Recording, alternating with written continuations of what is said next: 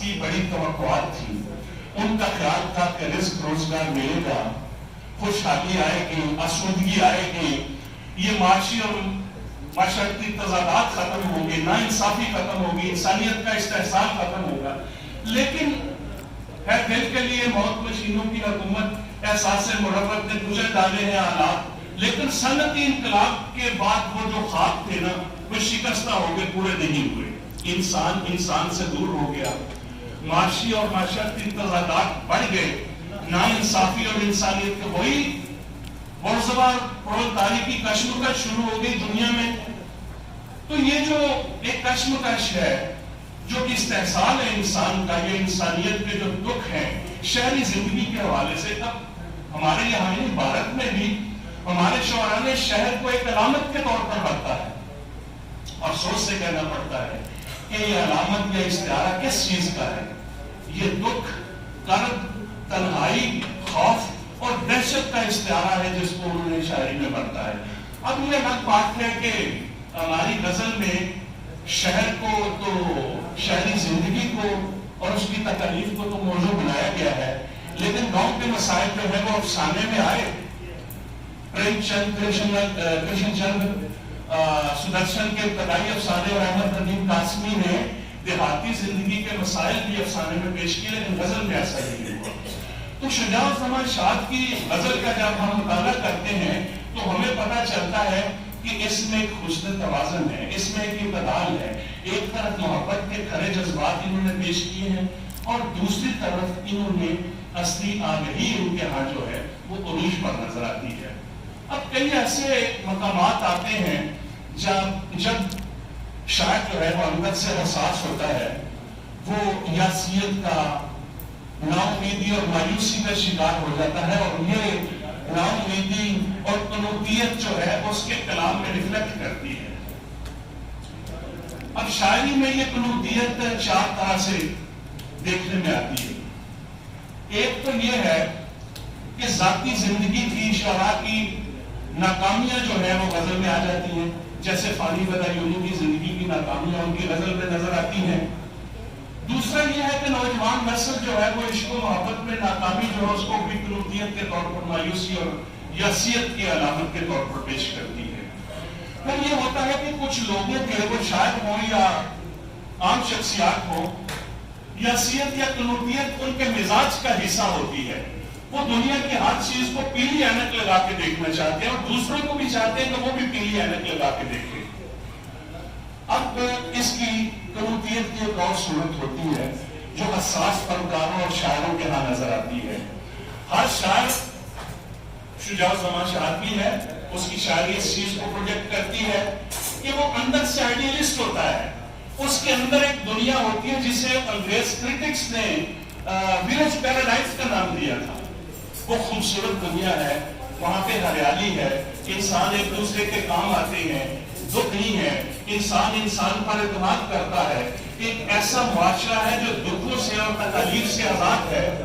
لیکن شاعر کی ایک دوسری دنیا ہوتی ہے, اس کے مشاہدات کی دنیا, اس کے شعور کی ادراک کی دنیا جو اس کو نظر آتی ہے, جس میں وہ سانس لے رہا ہوتا ہے. وہ چاہتا ہے کہ جیسے وہ اس کی مثالی دنیا ہے اس کے اندر کی, باہر کی دنیا بھی ویسے ہو جائے, لیکن ویسے ہو نہیں سکتی, تو وہ قنوطیت کا شکار ہو جاتا ہے.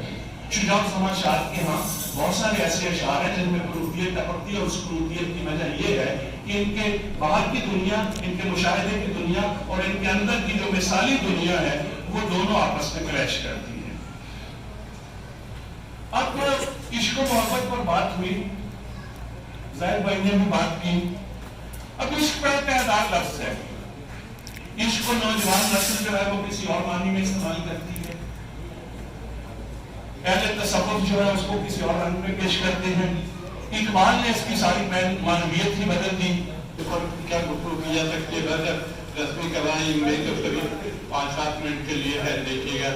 پہلے چار سے ابھی بیٹھے بیٹھے کہ حسرت اندمان کی خوشبو, حسرت اندمان کی خوشبو یعنی حسن خیال کی خوشبو, حسرت اندمان کی خوشبو یعنی حسن خیال کی خوشبو, انجمن والوں سے مخاطب ہے لفظ کے خد و خال کی مخاطب ہے لفظ کے خد و خال کی خوشبو. شاعری اور شاعر کے درمیان جو رشتہ ہے اسے ہم کسی دوسرے رشتے سے تشبیہ نہیں دے سکتے. یہ بڑا ہی منفرد اور اچھوٹا رشتہ ہے. شاعری کے علاوہ آپ کسی بھی ہنر کو اپنی مرضی سے سیکھ سکتے ہیں. شعبہ ہے زندگی کی درگاہ کے دروازے ہمہ وقت آپ تک کھلے ہوئے ہیں. آپ جب چاہیں اس میں داخلہ لے سکتے ہیں. لیکن شاعری کی درگاہ کا معاملہ بالکل الگ ہے.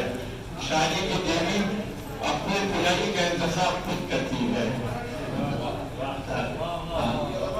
شاعری کی دیوی اپنے پجاری کا انتخاب خود کرتی ہے. اس نگاہ خانے میں اجازت کے بغیر داخلہ ممکن نہیں.